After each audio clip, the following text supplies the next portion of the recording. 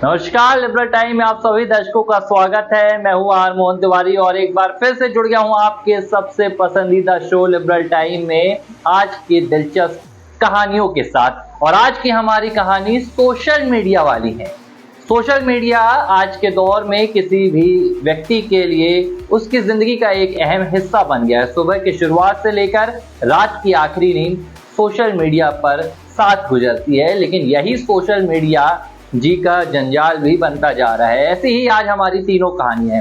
पहली कहानी है सोशल मीडिया के फर्जीवाड़े पर। सोशल मीडिया पर क्या सामने आता है, लोग क्या कहानी बताते हैं, हर किसी कहानी पर भरोसा और विश्वास नहीं किया जा सकता है। हमारी पहली स्टोरी कुछ ऐसी ही है। वही मिथिलेश मांझी जो कुछ दिन पहले फर्जी आईपीएस बनकर सामने आया था, अब इसमें भी फर्जीवाड़ा निकल आया है, बताएंगे आपको। दूसरी कहानी है सियासत और सोशल मीडिया की। केजरीवाल घर और सोशल मीडिया। कुछ दिनों पहले केजरीवाल ने बयान दिया था, ये बयान कैमरे को लेकर था, लेकिन अब केजरीवाल की सियासत कैमरे के अलावा कहीं नजर भी नहीं आती है। इस पर भी बात करेंगे। और हमारी आज की तीसरी कहानी है एक ऐसे कत्ल की कि कत्ल हुआ और उसकी पोस्ट सोशल मीडिया पर अपलोड कर दी गई। इसके बाद पुलिस उस कत्ल के आरोपी तक पहुंची। ऐसा क्यों हुआ, क्या हुआ, बातचीत करेंगे। तो जुड़ जाइए मेरे यानी आर मोहन तिवारी के साथ लिबरल टाइम के शो में। सबसे पहली कहानी फर्जी आईपीएस। मिथिलेश मांझी कुछ दिनों पहले सोशल मीडिया से लेकर मीडिया के घरानों तक एक नाम को लेकर जमकर चर्चा चल रही थी। ये नाम था मिथिलेश मांझी। कहानी क्या थी, जल्दी जल्दी आपको कहानी बता देता हूं, फिर बताऊंगा कि कहानी में क्या फर्जीवाड़ा निकला। ये कहानी ही फर्जीवाड़े की थी। दरअसल एक कहानी सामने आई। बिहार के जमुई में पुलिस ने एक 18 साल के युवक को पकड़ा जिसका नाम मिथिलेश मांझी था। मिथिलेश मांझी एक आईपीएस अफसर की तरह सज धज कर सड़क पर घूम रहा था। उसके पास पुलिस की वर्दी थी, उसका बैच लगा हुआ था, नेम प्लेट लगी हुई थी और उसके पास एक नकली रिवॉल्वर भी थी जो वो अपने साथ लिया हुआ था। जब पुलिस ने उसे पकड़ा तो पुलिस ने उससे पूरी कहानी पूछी कि भाई ऐसा क्यों कर रहे हो, फर्जी आईपीएस बनकर क्या फर्जीवाड़ा कर रहे हो, लोगों को परेशान कर रहे हो। अब जब पुलिस ने ये सवाल जवाब किए तो मिथिलेश मांझी ने एक ऐसी कहानी सुनाई कि पुलिस के बड़े बड़े अफसर भी उसकी कहानी में फंस गए।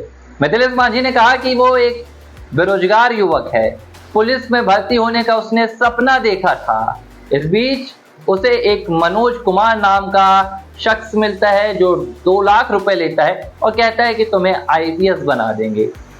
इसके बाद मिथिलेश ने बताया कि वो 2 लाख रुपए अपने मामा से लेता है, इस मनोज को देता है और मनोज उसे आईपीएस अफसर बना देता है। इसके बाद पोस्टिंग की बात सामने आई।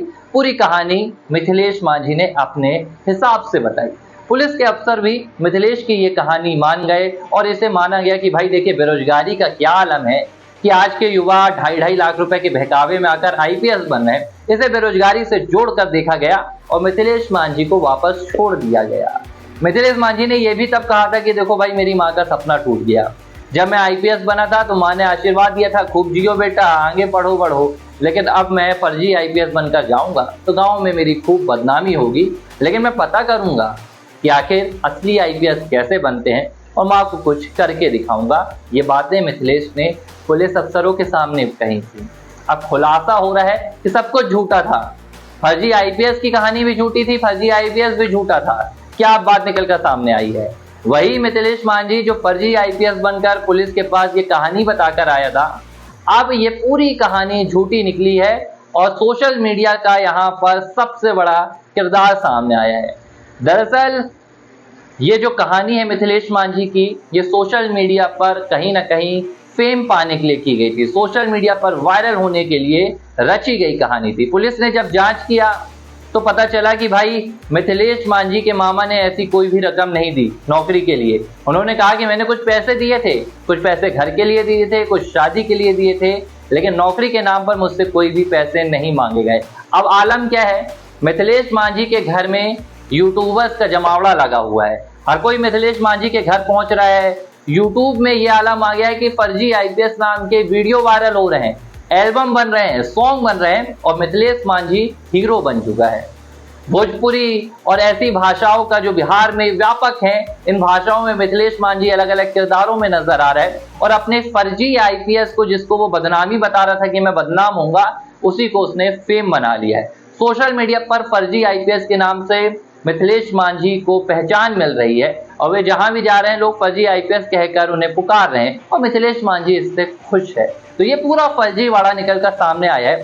सोशल मीडिया पर ऐसी कई कहानी सामने आती रहती है। हाल ही में हमने हिमांशु मिश्रा की भी कहानी सुनी थी। वही हिमांशु मिश्रा जो एक मीडिया के नुक्कड़ कार्यक्रम में पहुंच गया और बोला कि भाई 96 लाख रुपए का कर्ज है, ऑनलाइन गेमिंग खेलता था, फैंटेसी गेमिंग में हार चुका हूं।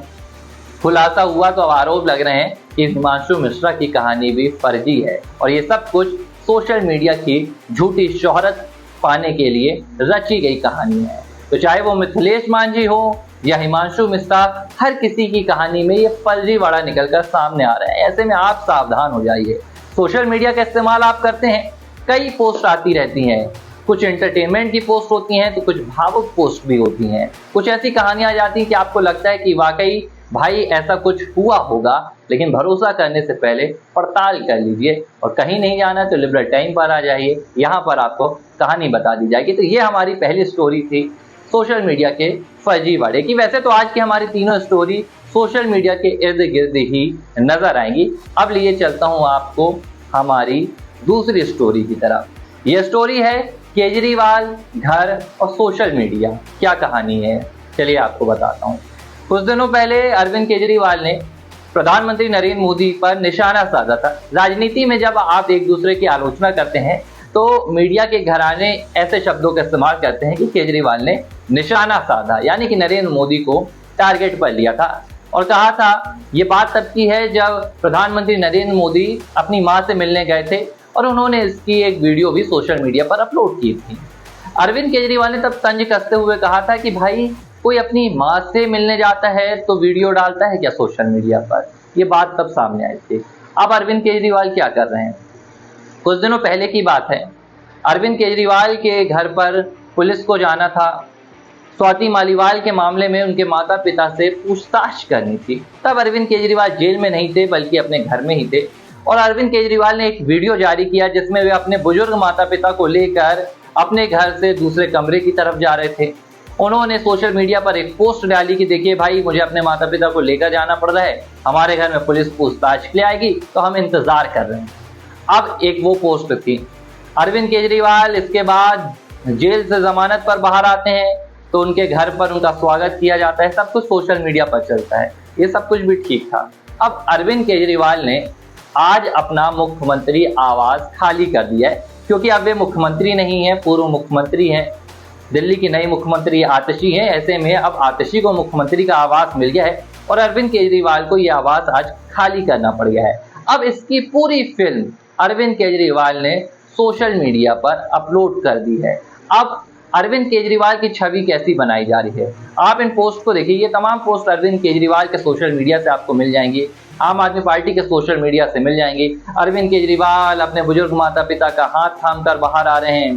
सीएम का जो कि पूरा स्टाफ होता है, कर्मचारी होते हैं सीएम हाउस के, उनसे बातचीत कर रहे हैं, वर विदाई ले रहे हैं, सब कुछ हो रहा है। और आम आदमी पार्टी अरविंद केजरीवाल को महात्यागी बता रही है। कहा जा रहा है कि भाई राजनीति में ऐसा राजनेता नहीं देखा गया, पद छोड़ दिया, मुख्यमंत्री का आवास छोड़ दिया, इनसे बड़ा त्यागी कोई नहीं हो सकता है। सवाल ये कि त्याग वो जनता करती है जो सड़कों पर ठहरती है, अपना सब कुछ त्याग कर इस देश को आगे बढ़ाने के लिए दिनों रात मेहनत करती है। त्यागी वो जनता होती है। लेकिन जब आपने मुख्यमंत्री का पद छोड़ दिया तो जो नियम और कानून है वो नियम कानून यही कहते हैं कि आपको अब मुख्यमंत्री का आवास भी छोड़ना पड़ेगा। आप इसमें जबरदस्ती नहीं कर सकते हैं। 6 महीने की रियायत आपको मिल सकती है, 3 महीने की आपको रियायत मिल सकती है, लेकिन ये घर आम जनता के टैक्स के पैसों का होता है, ये घर पब्लिक का होता है, ये घर किसी राजनेता का नहीं होता। निश्चित पैमाने के लिए उसे ठहरने के लिए दिया जाता है क्योंकि वो राज्य का मुख्यमंत्री होता है। अब अरविंद केजरीवाल ने ये घर छोड़ा क्योंकि ये उनकी मजबूरी थी, वे मुख्यमंत्री नहीं है। अगर वे आज अपना घर नहीं छोड़ते तो 6 महीने बाद उन्हें जबरदस्ती भी घर से निकाला जा सकता था क्योंकि ये देश का संविधान है, नियम बने हैं, कानून बने हैं।